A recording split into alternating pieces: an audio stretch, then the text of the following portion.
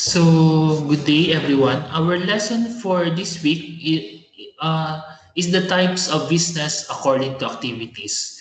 So, previously we talked about the different forms of business organization. So, just a review, the different forms are sole proprietorship, partnership, and corporation.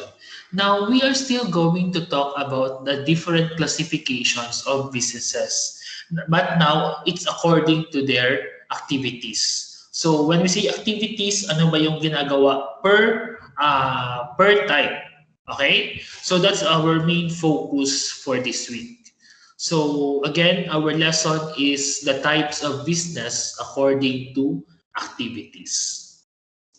So there are three types of business organization. So in the classification based on their activities, we dissect them into three types. So we have the service, the merchandising, and the manufacturing businesses. Okay, so we are going to talk about it one by one. Okay, so let's talk first about service business.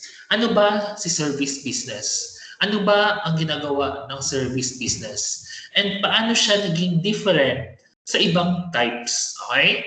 So, service business is this type of business offers professional skills, advice, and consultations. So, examples of service business are barber shops and beauty parlors, repair shops, banks, accounting and law firms. We have the doctors, so doctors clinic. So yun yung mga different examples of service business. But they are not limited to those type. There are a lot of types of service business in our area. So paano masasabi na yung type of business na yon is a service business? They are offering a product which is intangible.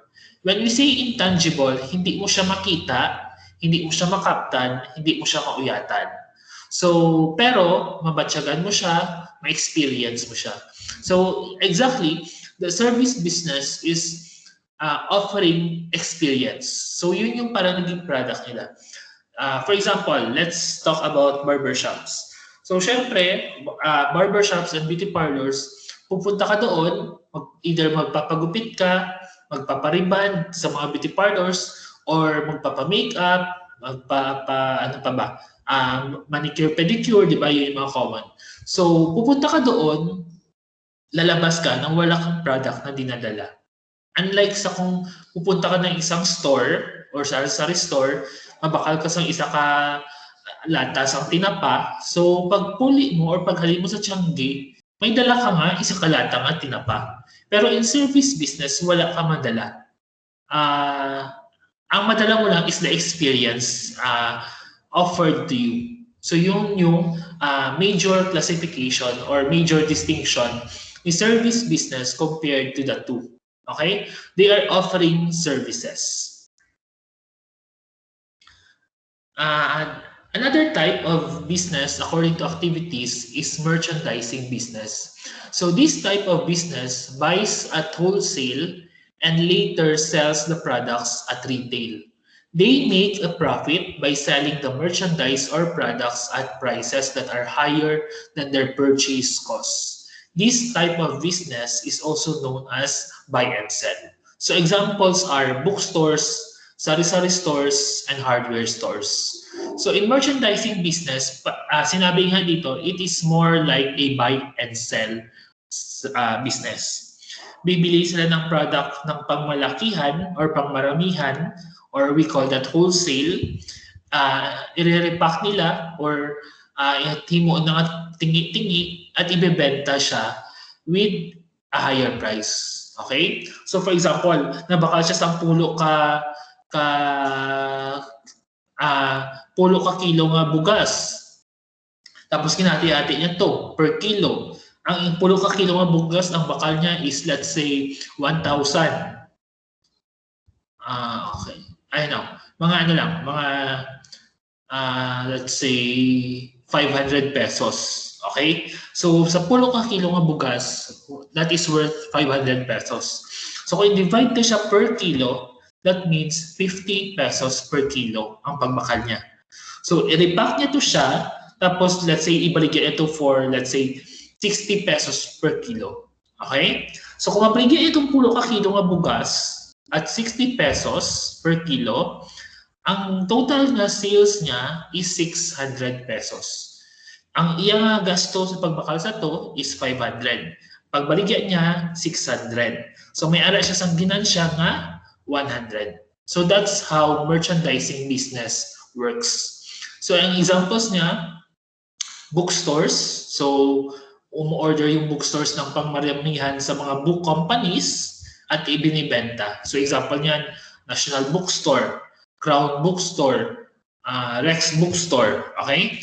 And then, example, pinaka-common sa atin, kahit sa ang kanto ka, di ba? May sari-sari store. So, in the sari-sari store, bumibili sila ng wholesale of a lot of products sa malls or sa groceries or sa palengke, tapos binibenta nila doon ng patingin-tingin with the same concept.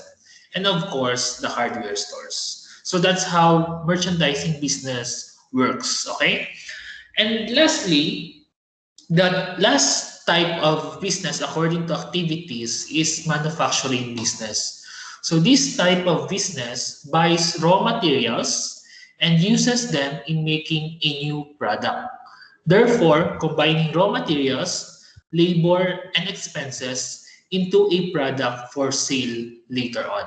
So examples are shoe manufacturing businesses, car manufacturing plants, and so on and so forth. So dito sa manufacturing business, bibili ng raw materials. What do you mean by raw materials? Ito yung mga materials na kailangan mo siya para makagawa ka ng bagong product. Okay? Example, let's say nagaluto ka mo sa turon, di ba? Ang raw materials sa turon is tong saging, tong wrapper, and there are other materials na needed pa, like mantika, nga kailangan. So, uling or shellene or gas, and then let's say, that's the example of raw materials. And then, from that raw materials, gagawa sila ng turon. Yung turon, ibibenta nila. Okay? So, ang manufacturing is, gagawa sila ng bagong product. Okay? So that's the essence of manufacturing businesses. But for additional information, there are businesses that may be classified under more than one type of business. A bakery, for example, combines raw materials in making loaves of bread, that's the manufacturing side, sells hot pandesal, their merchandising part, and caters customers' orders in small coffee table servings of ensaymada and hot coffee service. So what do we mean? Anong butsilingon sinong additional information? It just means that there are businesses that do not stick only to one type. There are businesses that combines two or all the types of business according to activities. So dito sa example niya, it is a bakery. Okay? So sa bakery, nagahimo sila sa tinapay. That's the manufacturing side. Okay? Tapos, sila man ang nagabaligya sa tinapay or sa pandesal. So, may ara sa pwesto, dito sila gabaligya man retail. So, that's the merchandising side. And there are also bakeries ngayon na parang nagiging tambayan na. So, meriendahan. So, pupunta doon, magbarkada, magpamilya, ayaw niya sa take out, gusto na dito na lang kaunon. So dito sa magsuryahanay, mag-catching up, di ba? Daw conversation habang nagmerienda. So that's the service side. So again, there are businesses that only stick to one type, but there are also a lot of businesses that combines two or all the business types. Okay? So that's our lesson for today. Thank you for listening.